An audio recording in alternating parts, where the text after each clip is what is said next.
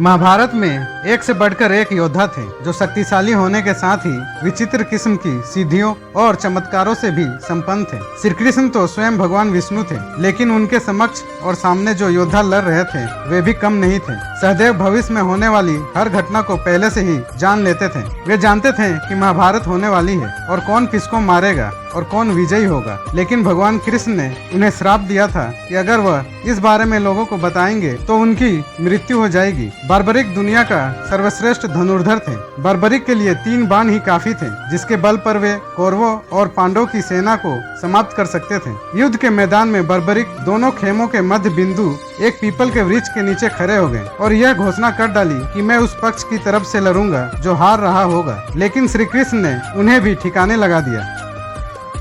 महाभारत युद्ध में संजय वेद विद्याओं का अध्ययन करके वे धृतराष्ट्र के राजसभा के सम्मानित मंत्री बन गए थे। कहते हैं कि गीता का उपदेश 2 लोगों ने सुना, एक अर्जुन और दूसरा संजय। गुरु द्रोणाचार्य के पुत्र अश्वत्थामा हर विद्या में पारंगत थे। वे चाहते तो पहले दिन ही युद्ध का अंत कर सकते थे, लेकिन कृष्ण ने ऐसा कभी होने नहीं दिया। कृष्ण यह जानते थे कि पिता पुत्र की जोड़ी मिलकर ही युद्ध को समाप्त कर सकती है। महाभारत के युद्ध में एक महान योद्धा कर्ण का नाम भी आता है। कर्ण से यदि कवच कुंडल नहीं हथियाए होते, यदि कर्ण इंद्र द्वारा दिए गए अपने अमोघ अस्त्र का प्रयोग घटोत्कच पर न करते हुए अर्जुन पर करते तो आज भारत का इतिहास और धर्म कुछ और होता।